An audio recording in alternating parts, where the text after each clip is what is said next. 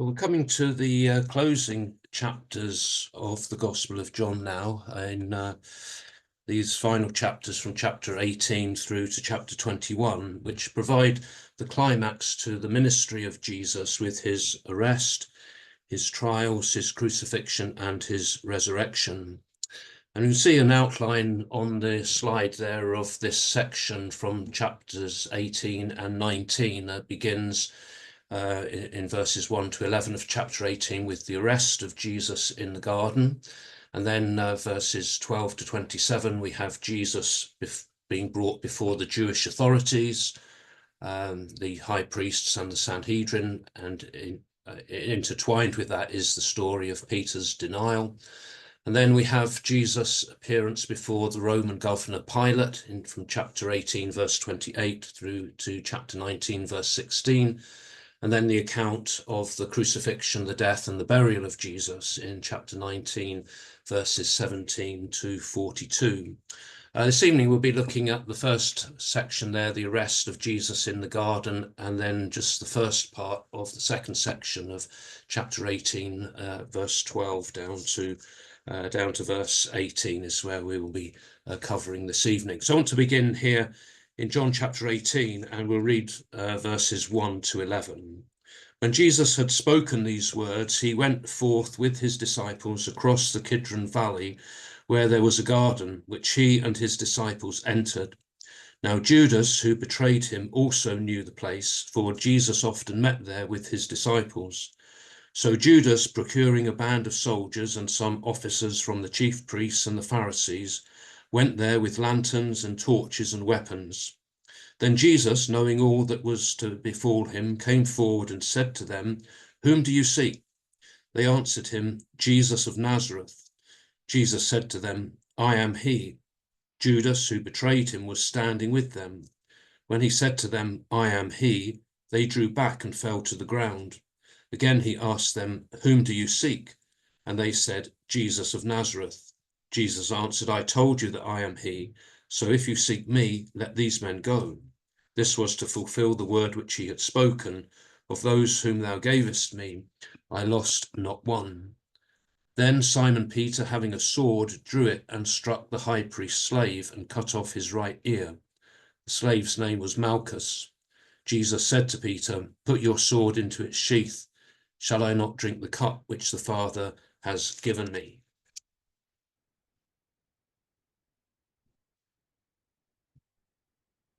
John's account of these final events shows Jesus to be in control of his own circumstances. Jesus is not the passive victim, but he is the one who is taking the initiative, the one who will give himself up to die at the moment which he chooses. So after Jesus had finished praying, the prayer recorded in chapter 17, he and his disciples then went out to the garden.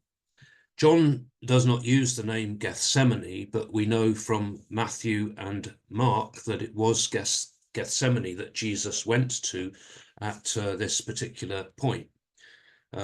Matthew's account of this is in Matthew chapter 26 and verse 36.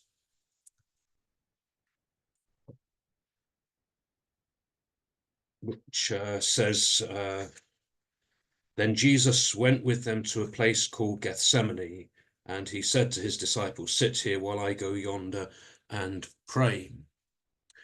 John tells us that in order to get to the garden, Jesus had to cross the Kidron Valley. The Kidron Valley was on the eastern side of the city of Jerusalem, and it was reached by going out of the city. So at this point, Jesus heads out of the city, going through one of the city gates on the eastern side to cross the Kidron Valley. And on the other side of the valley was the Mount of Olives. And Luke, in his account, mentions the Mount of Olives as being where Jesus goes at this time. Luke chapter 22 and verse 39. Which says, "And he came out and went, as was his custom, to the Mount of Olives, and the disciples followed him." So Luke doesn't use the name Gethsemane either there, but mentions that it's located on the Mount of Olives. On the Mount of Olives, wealthy people of Jerusalem had private gardens, and so it was to one of these gardens, named Gethsemane, that Jesus now went with his disciples on this particular night. John says nothing about the agony that Jesus went through in the Garden of Gethsemane, with Jesus praying that if possible the cup might pass from him, but nevertheless that God's will might be done. John doesn't record any of that at all. He leaves out all of that detail and goes immediately to the moment of Jesus' arrest. Judas, who's all characterized as always as the one who betrayed Jesus, knew of the garden because John says that Jesus often met there with his disciples. And so it must have been a frequent meeting place for Jesus and his disciples to go to. And Luke, in that verse we read a moment ago, chapter 22, verse 39, says that he went there as was his custom. So it would seem to be the case that when Jesus was in Jerusalem, that this was a place that he often went to. So Judas knew the location of this place, and he would expect to find Jesus there on this particular night. But Jesus going to the garden shows his control over these events. He's not going to run away. He's not going to hide somewhere.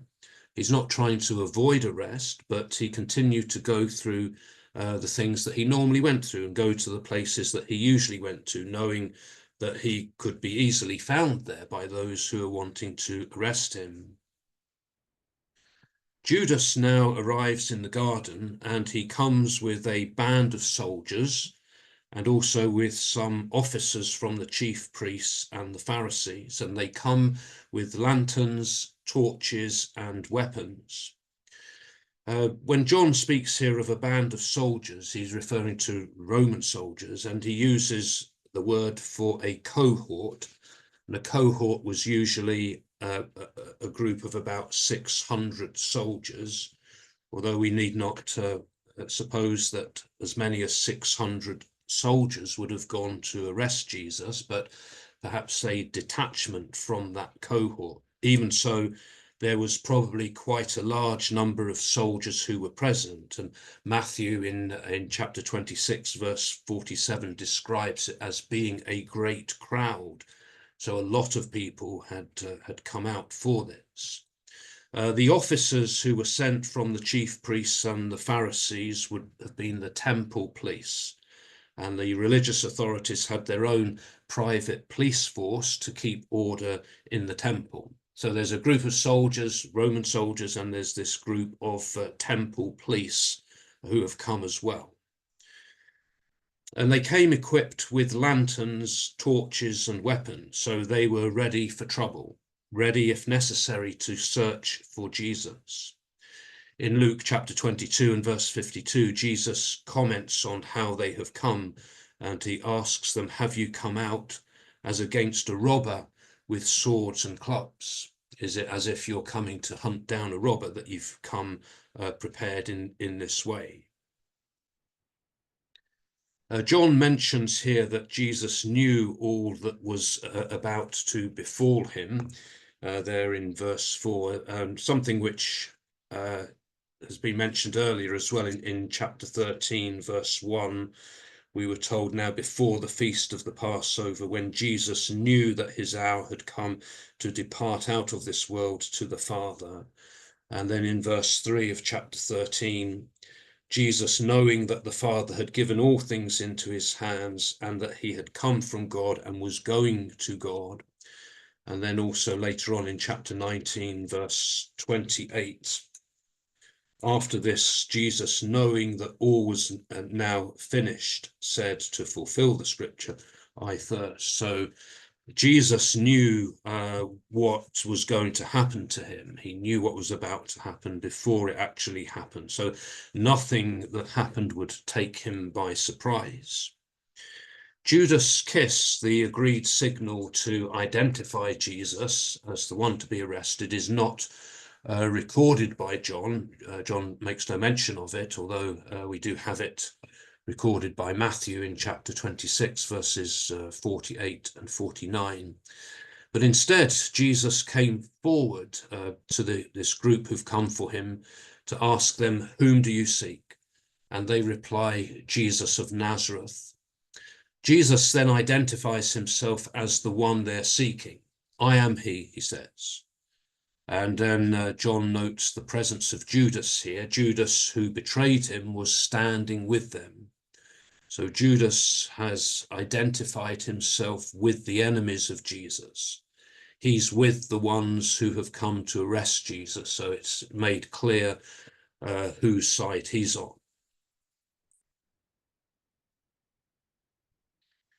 John now explains that when Jesus said, "I am," and the he is not in the original text there, Jesus simply says, "I am," they drew back and they fell to the ground.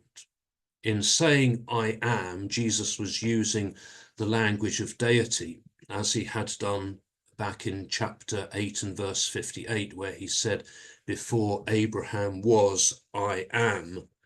And on other occasions as well, still in chapter 8, in verse 24, he says here, "I told you that you would die in your sins, for you will die in your sins unless you believe that I am he."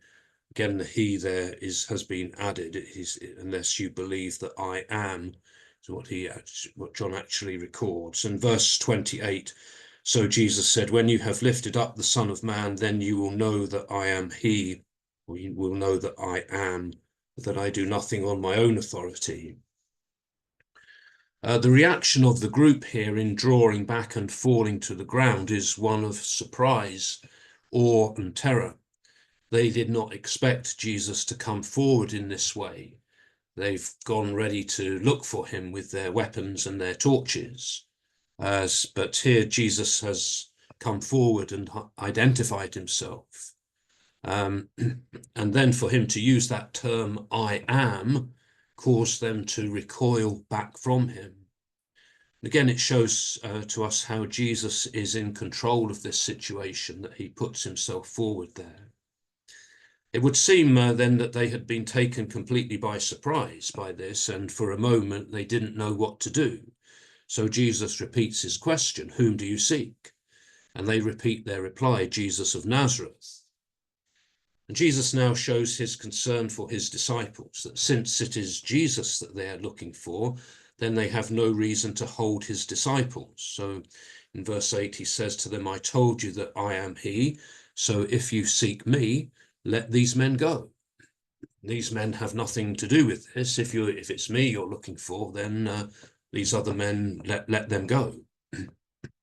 And John tells us that this fulfilled Jesus' earlier words in the prayer in chapter 17, verse 12, "Of those whom thou gavest me, I lost not one."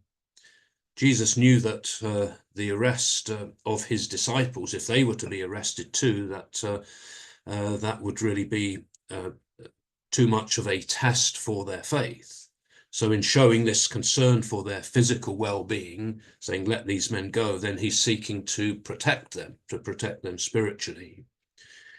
John says nothing about the disciples deserting Jesus, as Matthew does in Matthew chapter 26, verse 56. Matthew says, "Then all the disciples forsook him and fled." Rather, John gives us the impression that they were allowed to go, that Jesus said, "Well, if it's me that you're seeking, you don't need to hold these men, let them go." And then they left after that. Peter's action is now recorded in verse 10. John says, "Then Simon Peter, having a sword, drew it and struck the high priest's slave and cut off his right ear. The slave's name was Malchus." Matthew, Mark, and Luke all record this incident as well, but it's only John who tells us that the disciple involved was Peter and the slave's name was Malchus. And it's only Luke who tells us that Jesus healed the slave's ear. John and Luke both tell us that it was his right ear that Peter had cut off. But Jesus then rebukes Peter for this impulsive action. He tells him, "Put your sword into its sheath. Shall I not drink the cup which the Father has given me?"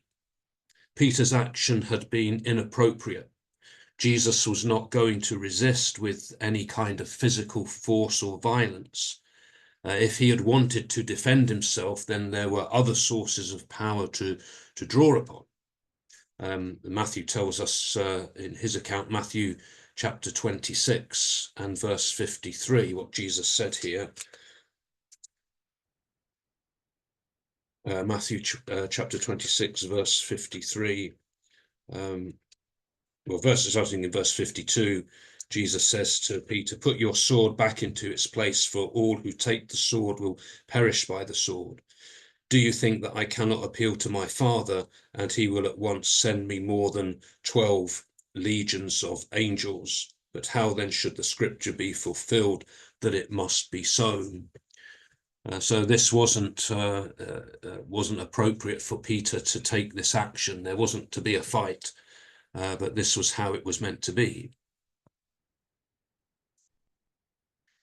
Jesus knew that he had to drink the cup that was given to him by the Father, that the Father's will must be done.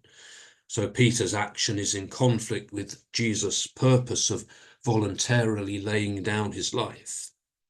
And it also contradicts the nature of Christ's kingdom, that his kingdom is a kingdom of peace. As he says later to Pilate in chapter 18, verse 36, "My kingship is not of this world. If my kingship were of this world, my servants would fight, that I might not be handed over to the Jews, but my kingship is not from this world." So this is not a worldly kingdom, and Jesus is not going to become involved in any kind of physical fighting or violence over this. Perhaps, though, we should also note Peter's act of courage here, that he had said that he was prepared to die with Jesus, and perhaps it's a display of Peter's courage as well here. But the arrest of Jesus here shows us several things about his character. It shows us the courage of Jesus, that he didn't run away or try to hide, but he faced those who had come for him. It shows us his authority, that Jesus stood alone in front of a hostile crowd, possibly several hundred in number. And yet when Jesus identified himself as "I am," they were the ones who all fell back. Also, we see that it was his choice to die. He was not taken, but he gave himself up willingly and voluntarily, as he said he would in John chapter 10, verses 17 and 18. He said, "For this reason the Father loves me, because I lay down my life, that I may take it again. No one takes it from me, but I lay it down of my own accord. I have power to lay it down, and I have power to take it again. This charge I have received from my Father." So Jesus was doing this not against his will, but Jesus was choosing the moment for this to happen. We see also in his actions here his love for his disciples, his instruction to let these men go. And we see his obedience to his Father. "Shall I not drink the cup that the Father has given me?" That he was prepared to go through what was required. So Jesus is arrested. And first of all, he is taken to Annas. So we'll read here chapter 18, verses 12 to 14. So the band of soldiers and their captain and the officers of the Jews seized Jesus and bound him. First they led him to Annas, for he was the father-in-law of Caiaphas, who was high priest that year. It was Caiaphas who had given counsel to the Jews that it was expedient that one man should die for the people. The arrest of Jesus itself is recorded very concisely here. We're simply told that he was seized and bound. And it's at this point that Matthew and Mark both tell us that the disciples fled. So when this happened, when Jesus was seized and bound, the rest of the disciples then fled, ran away. The trial of Jesus itself would take place in several stages. First, there were the appearances before the Jewish religious authorities, the high priests and the Sanhedrin. And then the second stage were the appearances before the civil authorities. That's the Roman governor Pilate and Herod, the ruler of Galilee. Whilst the four Gospels give us the same general order of events, there are differences in some of the details that are recorded in the different Gospels. John concentrates mainly upon Jesus' appearance before Pilate, so he spends a lot more time on that. But to begin with, after Jesus has been seized, he is first taken to Annas. And Annas is described here as the father-in-law of Caiaphas, who was high priest that year. Caiaphas was high priest from the year 18 to the year 36 AD. Annas had himself been high priest earlier, between 6 to 15 AD, and he still exerted some considerable influence and power in the Sanhedrin as a former high priest. And 5 of his sons and his son-in-law Caiaphas all held the office of high priest. In Old Testament times, the office of high priest was for life, and it was to be occupied by the descendants of Aaron. Aaron being Moses' older brother. Aaron was the first high priest, and then that position was then to be taken by his descendants, so it stayed within that family.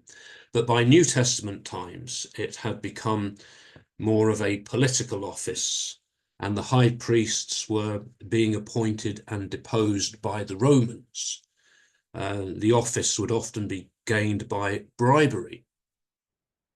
Annas and his family abused the office of high priest, gaining much personal wealth by exploiting those who came to worship at the temple. It was Annas who ran and benefited from the traders in the temple whom Jesus had thrown out when he cleansed the temple at the start of the last week.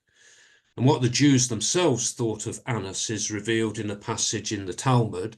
The Talmud is a record of Jewish law and tradition and commentary on the Jewish, the Hebrew Bible. But the passage in the Talmud says this: "Woe to the house of Annas, woe to their serpent's hiss. They are high priests, their sons are keepers of the treasury, their sons-in-law are guardians of the temple, and their servants beat the people with staves." So they were not popular amongst the general population. And so then it was to Annas, the father-in-law of the current high priest, Caiaphas, that Jesus was taken first, following his arrest in the garden. This would probably have been for an initial questioning in order to establish the charges that would be brought against Jesus. Mention of Caiaphas here and his relationship to Annas reminds John that it was Caiaphas who had given counsel to the Jews that it was expedient that one man should die for the people. And John is referring here back to chapter 11, verses 49 to 52, when after Lazarus had been raised from the dead, there was great concern amongst the Sanhedrin about what they were to do about Jesus doing these things. So in chapter 11, verse 47, they're asking, what are we to do? For this man performs many signs. If we let him go on thus, everyone will believe in him, and the Romans will come and destroy both our holy place and our nation. But one of them, Caiaphas, who was high priest that year, said to them, "You know nothing at all. You do not understand that it is expedient for you that one man should die for the people, and that the whole nation should not perish." So John is referring back to that time here, those words of Caiaphas, and it reminds us of the character of this man, that he was not at all interested in justice being done, but rather in expediency, in what would be beneficial to himself. Well, John now interrupts this account of Jesus' appearance before Annas by introducing the events leading up to Peter's denial of Jesus. So verses 15 to 18 for John chapter 18 goes on to say this: Simon Peter followed Jesus, and so did another disciple. As this disciple was known to the high priest, he entered the court of the high priest along with Jesus, while Peter stood outside at the door. So the other disciple, who was known to the high priest, went out and spoke to the maid who kept the door, and brought Peter in. The maid who kept the door said to Peter, "Are not you also one of this man's disciples?" He said, "I am not." Now the servants and officers had made a charcoal fire, because it was cold, and they were standing and warming themselves. Peter also was with them, standing and warming himself. John's arrangement of the denials is different to the arrangement we find in the other Gospels. John records the first denial, and then he tells of Jesus' appearance before Annas, and then he returns to tell us of the second and third denials. But in the other three Gospels, the denials are all recorded in one continuous account, and they're placed after Jesus' trial before the Sanhedrin, before he is sent to Pilate. So after the arrest in the garden, Peter had followed Jesus. Matthew tells us that he followed at a distance. John is the only one here to tell us that another unnamed disciple also followed, and it's often assumed that this unnamed disciple was the disciple whom Jesus loved, the one who was close to Jesus in the upper room at that last meal together. And it's assumed often traditionally that that was John himself, the writer of the Gospel. There is perhaps a problem with that, in that if it is John, then how did he know the high priest? What was that connection? Not to say that it wasn't possible, but how would John have known the high priest? So some other possibilities have been suggested for this unnamed disciple. Some suggest Nicodemus or Joseph of Arimathea. This unnamed disciple, though, was able to gain access to the court of the high priest, because, along with Jesus, because he was known to the high priest. So that gave him that access. But Peter's left on the outside. But he is able to gain access by the influence of this unnamed disciple, who had a word with the maid at the door on Peter's behalf. So Peter is also let in as well. But on seeing Peter, the maid who kept the door had her suspicions about him, and she asked, "Are you not also one of this man's disciples?" We don't know what has happened now to the unnamed disciple. He's not mentioned any again here. So whether he's left Peter and gone further on into the courtyard whilst Peter is hanging around at the gate, we don't know. But the maid's question seems to be asked accusingly. Perhaps she knows that Peter was a disciple of Jesus. In the accounts of Mark and Luke, the first accusation is made whilst Peter is warming himself by a fire. And Peter is caught off guard by the maid's question here. And he denies being a disciple of Jesus. He says, "I am not." In Matthew's account, his words are, "I do not know what you mean. I don't understand what you're talking about." And Mark as well says, records his words as, "I neither know nor understand what you mean." And Luke, in his account, has him saying, "Woman, I do not know him." John now adds the detail concerning the fire in the courtyard here, since it was a cold night. the servants and the officers had made this charcoal fire to keep themselves warm, and Peter had joined them around the fire. And the details there would perhaps seem to be the observations of an eyewitness, someone who was present, and perhaps that would lend support to the view that this unnamed disciple here who had entered the courtyard was indeed John himself. So we'll end the story there for this evening and pick up the next part of this next week. So there's a couple of things to think about here. What do the events in the garden reveal to us about the character of Jesus? And why do you think Peter denied being a disciple of Jesus?